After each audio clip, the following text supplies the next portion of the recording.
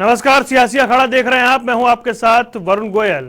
हरियाणा में कांग्रेस संगठन की लड़ाई कुछ इस तरीके की है कि अभी तक संगठन बन नहीं पाया। तारीख पर तारीख आती हैं, तारीख पर तारीख आती हैं।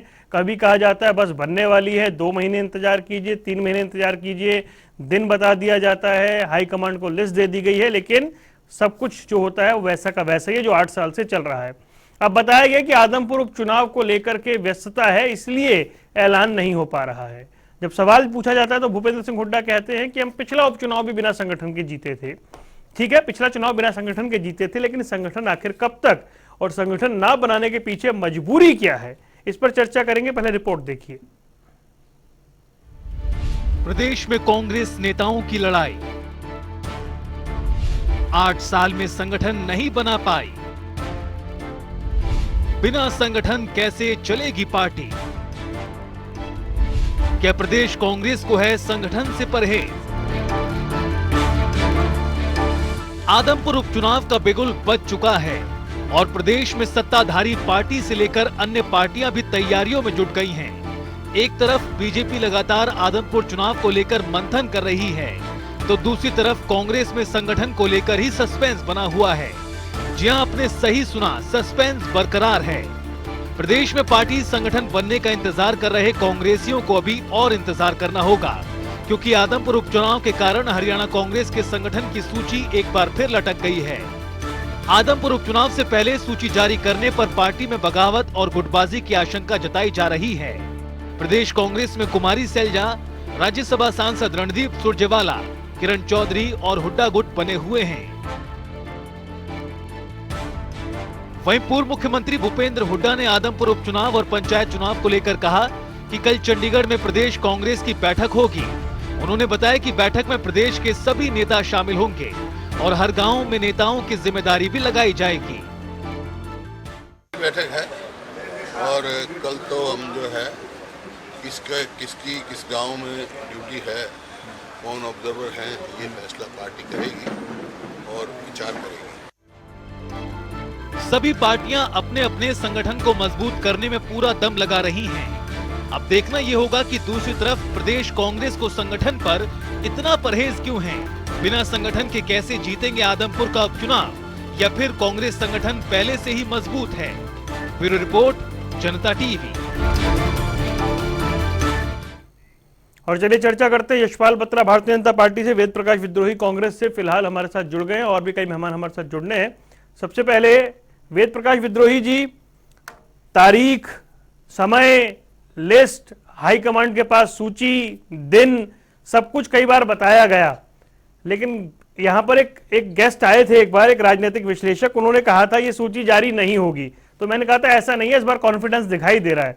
मुझे लग रहा है उन्हीं की बात में दम था। सूची जारी होती दिख नहीं रही है।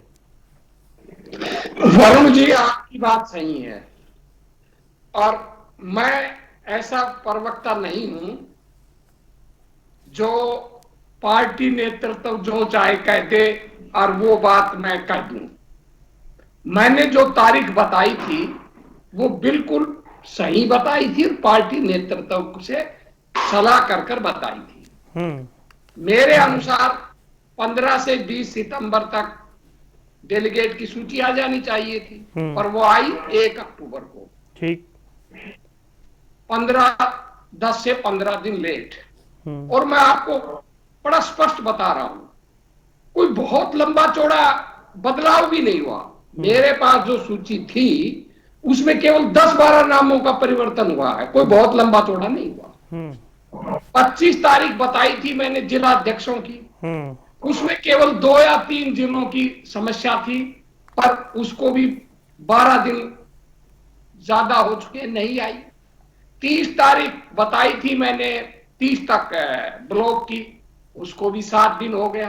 तो ऐसी स्थिति में मेरे जैसा व्यक्ति जो सीधी स्पष्ट बात कहने का आदी है, अगर आज मुझे हाईकमांड कहे कि आप तारीख की घोषणा कर दो, मैं बड़ी विनम्रता से हाईकमांड को भी इनकार कर दूंगा कि मैं तारीख की घोषणा नहीं करूंगा। जिस दिन सूची आ जाएगी उस दिन मीडिया को भी पता चल जाएगा और मुझे भी पता चल जाएगा, तो मैं मीडिया को बता दूंगा। चलिए, आप ये साफ गोई है ना, इसका मैं कायल हूं। अब मुझे इसमें ये बता दीजिए कि देरी क्यों?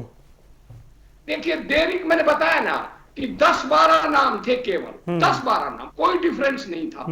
वो 10-12 नाम व्यक्ति के अंदर, मेरी नजरों में 10-12 नामों को जोड़ने या काटने के लिए 15 दिन का समय बहुत अच्छा संकेत नहीं था।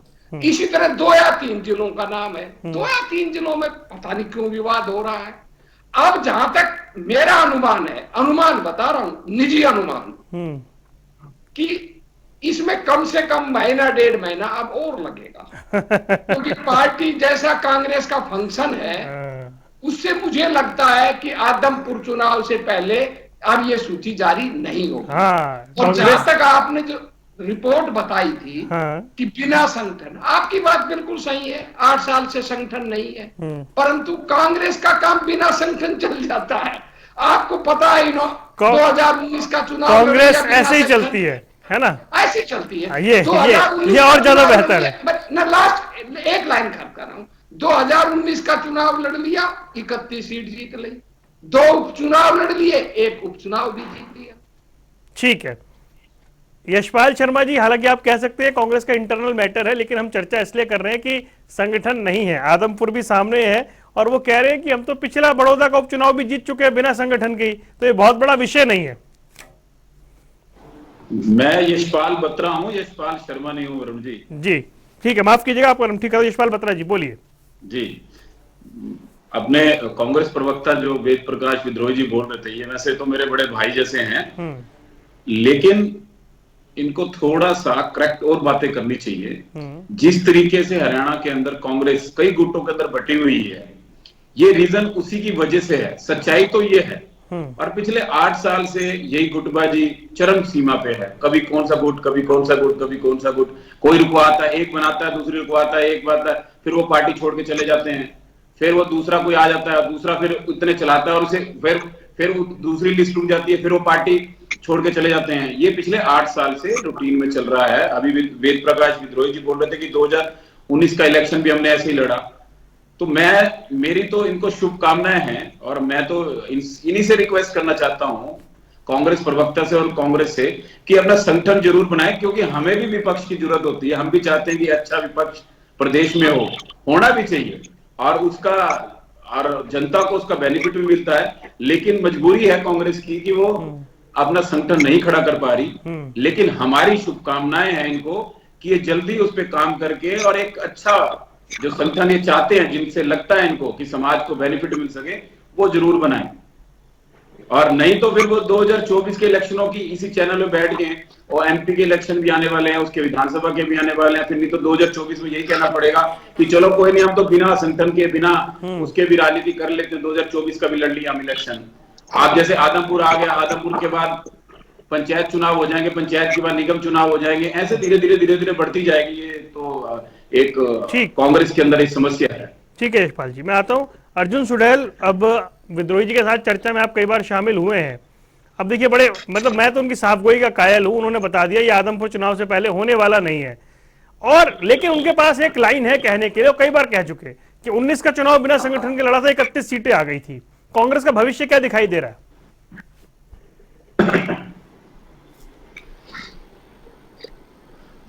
अगर बात करें तो कहीं ना कहीं राहुल गांधी अब छोटी मोटी कसर पूरी करके कांग्रेस में थोड़ा सा दम भरने की कोशिश कर रहे हैं।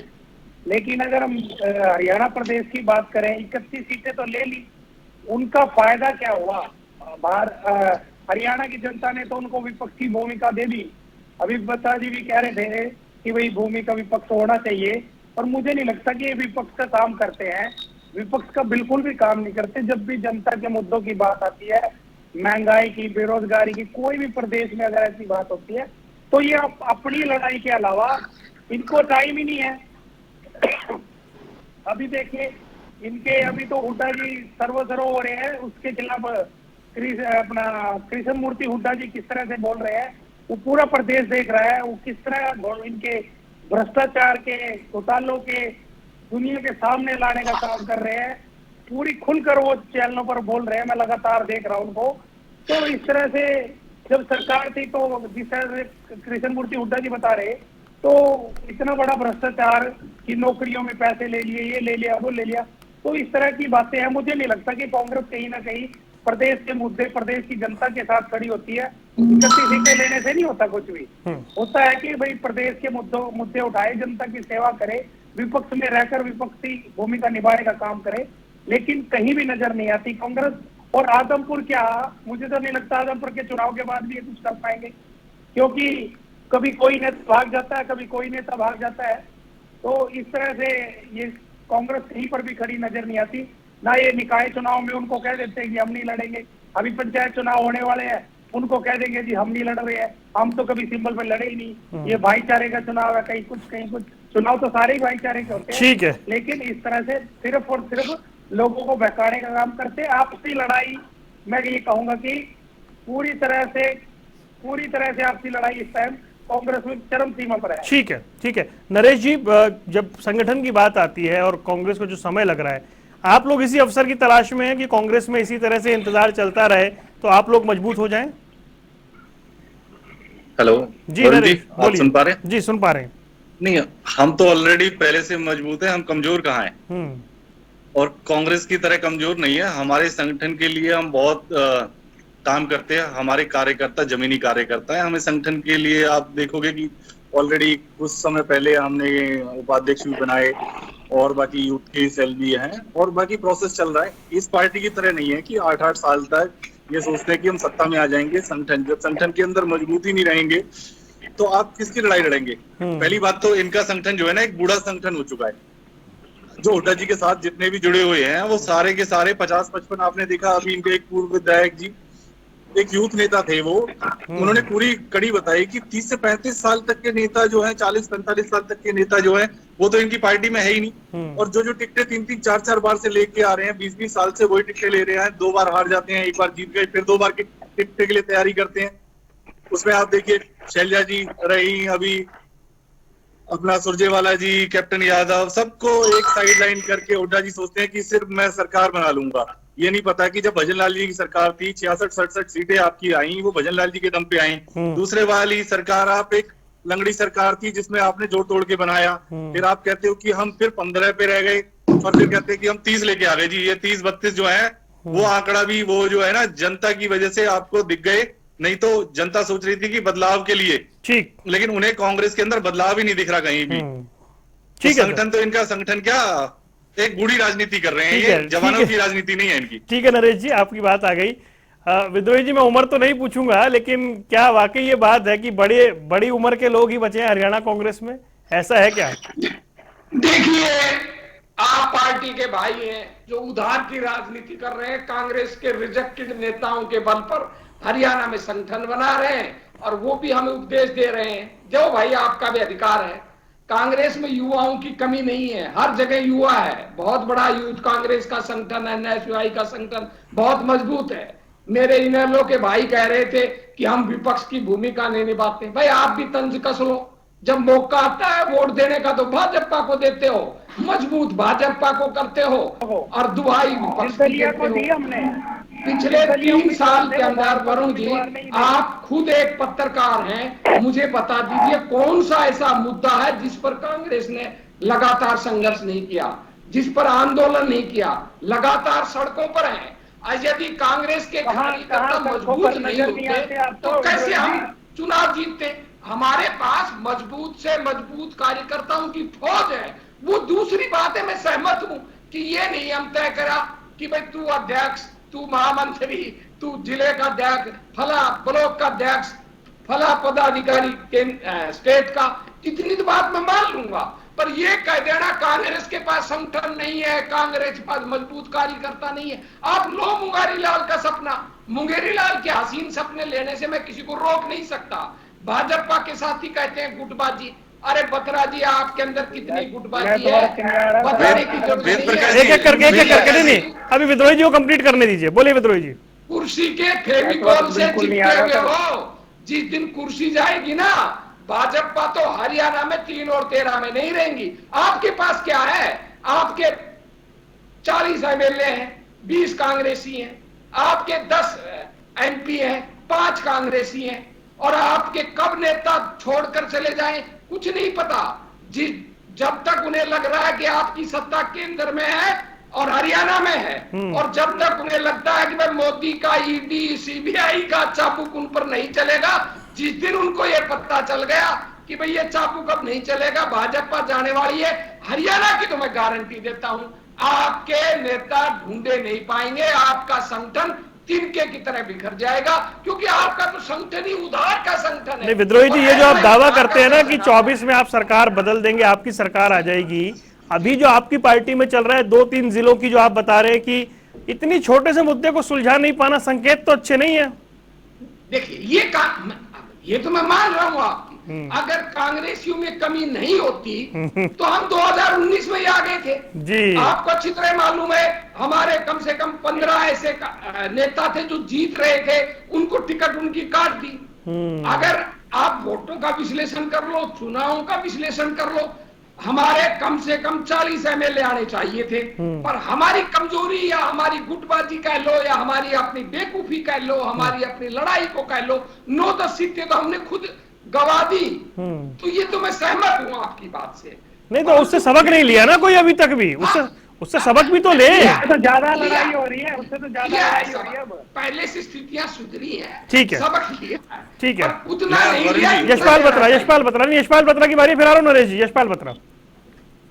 विद्रोही जी, सर आपको याद होगा पीछे सोनाली फोगाट के केस के अंदर आप लोग सीबीआई की डिमांड कर रहे थे बार बार। आज आप कह रहे हैं कि मोदी जी की सीबीआई और ईडी है।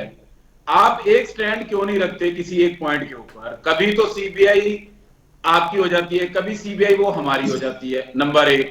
और 40 विधायक जो आप कह रहे हैं हरियाणा के अंदर है, 41वां आने वाला है, उसकी तैयारी हो चुकी है, वो अभी कुछ टाइम के अंदर आपके सामने आ जाएगा वो रिजल्ट भी। आप एक चीज बताएं कि आपके 33 जिलाध्यक्ष बनने हैं और 180 ब्लॉक के प्रधान बनने हैं, और पिछले 8 साल से नहीं है, संगठन नाम की चीज नहीं है। हमें तो ये अफसोस होता है कि हमारे सामने विपक्ष कोई अच्छा काम नहीं कर पा रहा। हम तो इसलिए आपको शुभकामनाएं देते हैं कि आप उसको जल्दी बनाएं और जल्दी से उसको लेके आए, नहीं तो 2024 में आप ये ना कहें कि 2019 के निकाले, आप 2024 की हमने इलेक्शन निकाल लिए, हमारा संगठन बने या ना बने लेकिन हम नेता जरूर है। देखो कागजों में और मुंगेरी लाल के हसीन सपने देखना कि 2000, जैसे अभी आप इनोला प्रवक्ता को बोल रहे थे कि 2024 में हम ऐसा कुछ करेंगे कि सरकार हमारी बन जाएगी, ताश के पत्तों की तरह बीजेपी की संगठन गिर जाएगा। देखो ये तो मुंगेरी लाल के हसीन सपने हैं। जनता ने अगर किसी को चुनना है और जनता ने अगर किसी को वाकई में चुनना है और सोच रखा है तो वो तो जरूर ताश के पत्तों की तरह बिखर जाएगा। अदरवाइज आप लोग, विपक्ष का काम है, और लेकिन मैं तो इस बात के लिए भी बड़ा अफसोस होता है कि विपक्ष नाम की चीज नहीं है। हम तो चाहते हैं एक अच्छा विपक्ष हमारे सामने आए। और मेरी एक रिक्वेस्ट है कि आपसे, आप तो बड़े सुलझे हुए प्रवक्ता हैं और मैं आपको खुद व्यक्तिगत देख चुका हूं कई बार, और बड़े अच्छे ढंग से आप बात रखते हैं और अच्छे तरीके से बात करते हैं। तो आप अपने संगठन में समझाएं कि इसको जल्दी करें, इसमें हर महीना 2 महीना साल 2 साल ना काटें। मेरी ये रिक्वेस्ट है आपसे। ठीक है, ठीक है बता जी। अर्जुन सुडायर इसमें कुछ ऐड करना चाह रहे थे। नरेश शर्मा के पास पहले चलते हैं। जी नरेश जी बोलिए। हाँ वरुण जी, अब एक सबसे बड़ा आपको एग्जांपल देता हूं कि ये कहते हैं कि अभी 195 डेलीगेट बनवाए इनके अंदर, जिसके अंदर से 90% डेलीगेट्स हुड्डा जी के हैं, जिसके अंदर सुरजेवाला जी बहुत बड़ा पद जिम्मेवारी रखते हैं पार्टी के अंदर। उनको एक तरह से राहुल गांधी के बाद सेकंड लाइन वही नेता माने जाते हैं केंद्र के अंदर। उनके अंदर से ना उनको साइडलाइन किया गया। सबको 195 डेलीगेट्स में प्रोसेस क्या कहता है कि जो कांग्रेस का रूल है कि हर ब्लॉक से एक मेंबर इलेक्टेड होता है, लेकिन यहाँ तो क्या है, इनके पास एक एक विधानसभा से 3-3, 4-4 इलेक्टेड कर दिए। इनके यहाँ पे कोई रूल रेगुलेशन नहीं है। फिर आप ये कहते हैं कि राहुल गांधी जी कहते हैं कि हमने मीटिंग करी राजस्थान के अंदर जाके कि एक व्यक्ति एक पद की, लेकिन यहाँ तो क्या है, ब्लैकमेलिंग चलती है इनके पास में। जब इनके नेता जो है ना पर्टिकुलर कॉल करके कहते हैं अध्यक्ष से, मेरे बेटे को अगर नहीं बनाया प्रवक्ता तो मैं ये पार्टी में ये कर दूंगा वो कर दूंगा, खुद जबकि इलेक्टेड यूथ कांग्रेस के अध्यक्ष भी हैं जिले के, और उसके बाद भी आप कहते हो कि मेरे बेटे को भी प्रवक्ता बनाओ। अब इस पॉलिसी पे बताइए आप कहां जा रहे हो कि एक पद एक जिम्मेवारी। अब ऐसे ही डेलीगेट्स के अंदर हो रहा है, तो आप किस यूथ की नीति कहां से अपना रहे हैं? हम तो कहते हैं युवाओं को आगे लाइए। आप संगठन के अंदर, संगठन बहुत जल्दी, हम तो आपको बधाई देते हैं कि आप संगठन बनाइए, कम से कम जो आपकी एज है, एक जो 70-75 साल के हो चुके हैं, उन नेताओं को साइडलाइन करके उनको संगठन में लेके आइए और बाकी यूथ को आगे लाइए। नहीं तो ये आपके जो कह रहे हैं ना कि 50-60 जो कह रहे हो आप, 10 भी नहीं रहे होगे अगली बार में। ठीक है। और हम जैसे राजस्थान क्या पूरे देश के अंदर सरकार बना रहे हैं। अर्जुन सुडैल, नहीं चलिए पूरे देश में बाद में बनाइएगा, पहले हरियाणा की चर्चा करेंगे। अर्जुन सुडैल, क्या राजस्थान जैसे अभी बोला अभी भाई ने लेकिन संगठन कि ऑलरेडी पंजाब के अंदर जैसे हुआ ना। रुक जाए, ठीक है नरेश, अब अर्जुन सुडैल की बारी है, बोलिए अर्जुन। शर्मा जी सुनिए, देखिए वरुण जी, अगर संगठन की बात करें तो इंडियन नेशनल लोकदल का संगठन आज पूरे प्रदेश में, आज से नहीं है, शुरू से चलता आ रहा है। 480 के लगभग जोन अध्यक्ष हैं हमारे पास, जिला के प्रत्येक जिला के अध्यक्ष हैं, स्टेट कार्यकारिणी के मेंबर है और 16 से 17 प्रकोष्ठ हैं जिनके प्रदेश अध्यक्ष भी हैं। जिला लेवल पे, ब्लॉक लेवल पे प्रत्येक प्रकोष्ठ के अध्यक्ष और मेंबर्स हैं।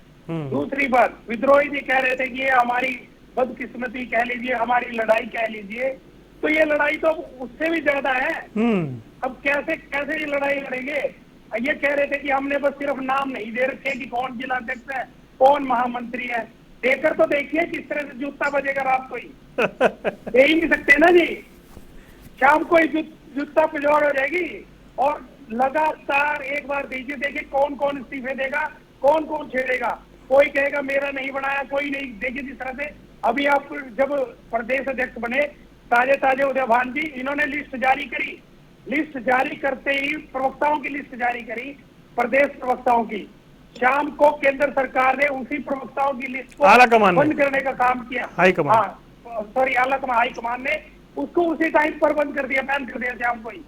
और ये लोग बड़े मिठाइयां बांट दी, कई प्रवक्ताओं ने तो टीवी पर ये पैनल्स बैठेंगे, ये बैठेगा, वो बैठेगा, लेकिन कहीं ना कहीं आप लोगों ने भी देखा, आप लोगों ने भी उसको चलाने का काम किया कि उस लिस्ट को बैन कर दिया गया था। तो ये किस तरह से संगठन चलेगा? ये बिल्कुल कोई संगठन कांग्रेस की तारीख में नहीं है जी। विद्रोही जी, ये बड़ा मतलब जिस तरह का खुला एक तरह चैलेंज मिल रहा है कि एक बार लिस्ट जारी करके तो देखिए। और जो दावा और हो क्या रहा है, 8 साल भाई, कुमारी शैलजा, अशोक तंवर, उदय भान 3 महीने में आ रही है, अब आ रही है। मुझे लग रहा है अर्जुन की बात में दम है, आप जारी करके तो देखिए। लग रहा है डर तो है पार्टी को। देखिए डर नहीं है, अच्छा समन्वय कैसे हो इसके लिए देरी हो रही है और सभी कितने साल लगेंगे अच्छे समन्वय होने में? भाई लग जाते हैं अर्जुन जी, लग जाते हैं अर्जुन जी आपके हाथों। अर्जुन जी आप मेरा मुंह मत खुलवाइए। 1987 में, सुन लीजिए, आप सुनना चाहते हो तो सुन लीजिए, नहीं सुनना चाहो तो मैं चुप हो जाता हूँ, आपकी सुन लेता हूँ। 1987 में चौधरी देवीलाल जी ने मुझे टिकट देने के लिए जोर लगा दिया। मुझे 20,000 रुपए भी चुनाव लड़ने के लिए दे दिए थे, परंतु आपके चौटाला साहब मेरे विरोधी थे। दूसरे उम्मीदवार से 5 लाख रुपए टिकट दे मेरी काट दी।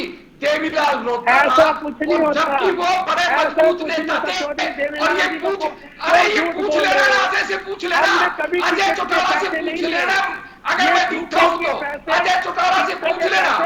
और उसके बाद भी एक परिवार की पार्टी है, जब एक परिवार की पार्टी है जिसमें किसी की कोई सुनवाई नहीं होती, कुछ भी कर लो, घर की वही काका लिखने वाला, आपकी पार्टी की तुलना मत करो। दिल्ली से चलता है। अर्जुन जी छोड़िए, मैं कह रहा हूँ बहुत से राज है, उनको दबे रहने कीजिए। मैं गलत इल्जाम में तो चुनौती दे रहा हूँ। अगर मेरी बात गलत हो तो अजय चौटाला से पूछ लेना, रंजीत चौटाला से पूछ लेना। मैं तो जिंदा लोगों के नाम बता रहा हूँ।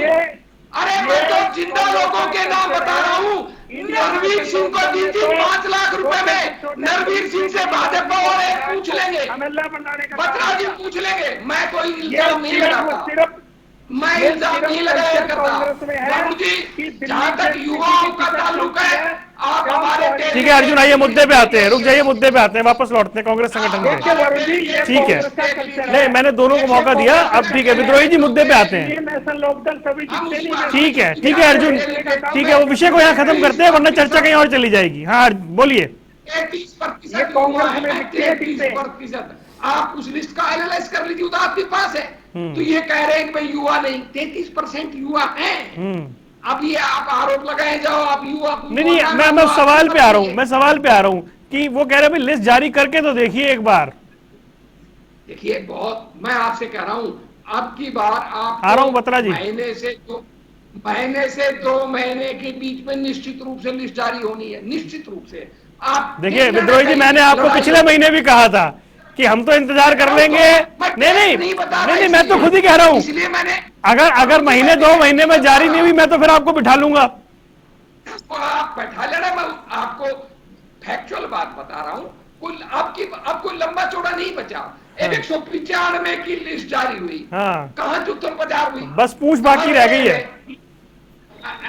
लोगों ने स्वीकार कर लिया, कुछ जुत्तम बाजार हुई। क्यों नहीं हुआ? आपने प्रवक्ताओं की बात जब कही, मुझे बताओ, जो लिस्ट प्रवक्ताओं की जारी की थी उसमें एक भी प्रवक्ता का नाम कटा क्या? कुछ छोड़ दिए, मैं मान रहा हूं कि मैं कुछ छोड़ दिए, बोल रहे थे कि हमारा नाम किसी का नहीं। ठीक है, तो इसी तरह कोई जुत्तम बाजार नहीं होगी। हाँ, देर हो रही है, मैं स्वीकार। हाँ ठीक है, दुर्घटना से देर ही भली। नहीं विद्रोही जी, दुर्घटना से देर ही भली। हाँ ठीक है, अब बत्रा जी बोलिए। आप सही कह रहे हो, ठीक कह रहा हूँ ना? हाँ, अब बोलिए बत्रा जी। देखिए गोल जी, वही बिल्कुल बात आपने ठीक कही, दुर्घटना से देरी भली। तो वही उसी पैटर्न पे कांग्रेस काम कर रही है और कांग्रेस उसी दिशा के अंदर चल रही है।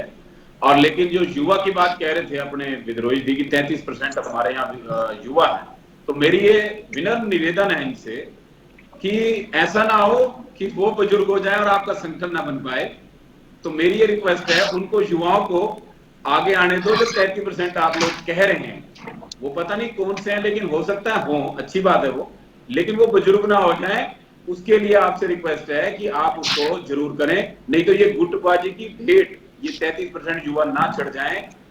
देखिए दक्षिण हरियाणा के अंदर अपने कैप्टन अजय सिंह यादव हैं, एक अच्छे नेता भी हैं और समझदार भी हैं।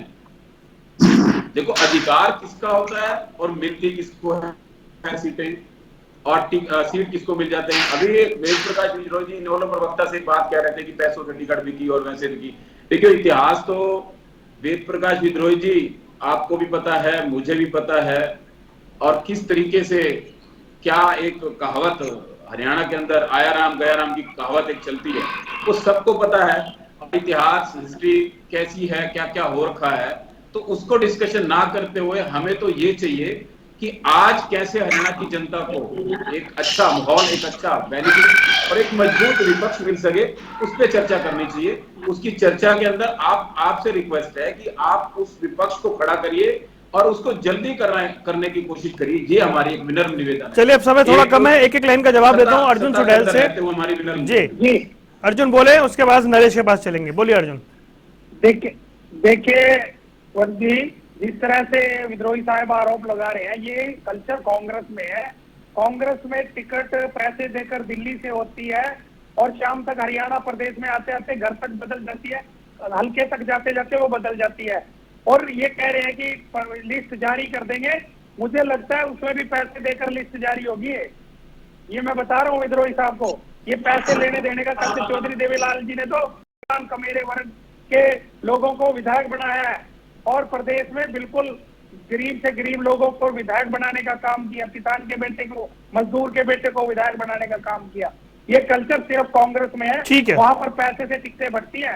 जब दिल्ली में टिकटें बढ़ती है ना, तो दिल्ली में जमावड़ा लोग पैसे लेके बैठे रहते हैं, कई करोड़, तब जाकर टिकट आती है। नरेश जी,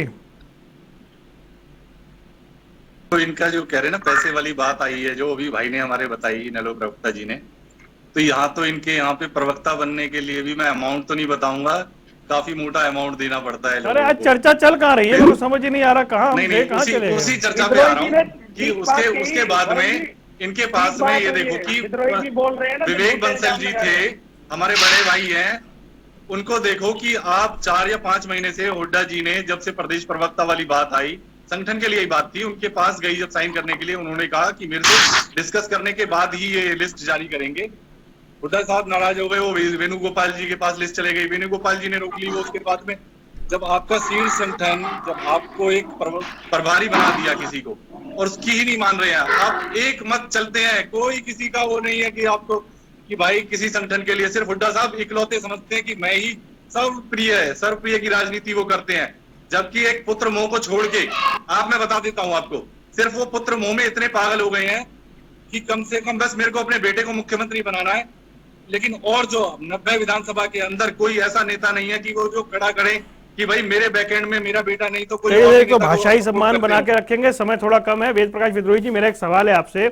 सवाल ये है, मैं वरुण जी, मैं आपका सवाल लेने से पहले छोटा सा स्पष्टीकरण दे, प्लीज। बोलो। देखिए, मैं सत्य नहीं बोलता। 2000 में चौटाला जी मुख्यमंत्री थे, रेवाड़ी के रेस्ट हाउस में जब वो मुख्यमंत्री थे, पत्रकारों के समक्ष यही बात मैंने चौटाला जी को कही थी।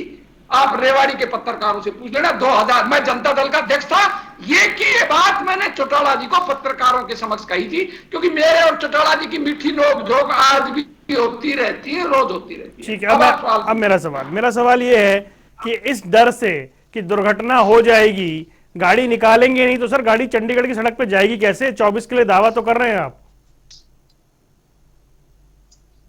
वो गाड़ी बस दिल्ली वरुण जी, कोई अब दुर्घटना नहीं होगी।